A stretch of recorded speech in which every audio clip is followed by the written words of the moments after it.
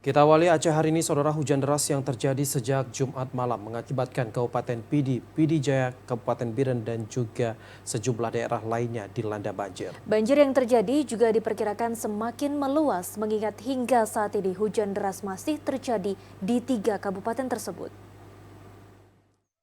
Untuk Kabupaten Pidi, berdasarkan informasi sementara, terdapat 4 kecamatan yang dilanda banjir, yakni meliputi Kecamatan Padang Tiji, Kecamatan Tangse, Kecamatan Gelumpang Baru, dan Kecamatan Mutiara Timur. Sementara Kabupaten Pidi Jaya meliputi Kecamatan Bandar 2 dan Kecamatan Bandar Baru. Selain itu, di Kabupaten Biren, banjir juga melanda Kecamatan Samalanga dan Jenip dengan ketinggian air 50 cm hingga 1 meter.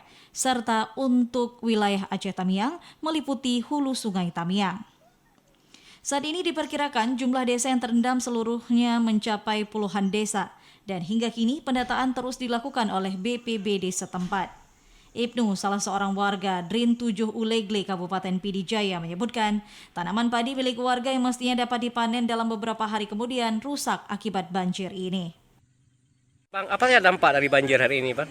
Ya padi-padi habis semua, padi kira-kira 1 minggu lagi sudah bisa potong, padi semua alat rumah semua banjir kena air.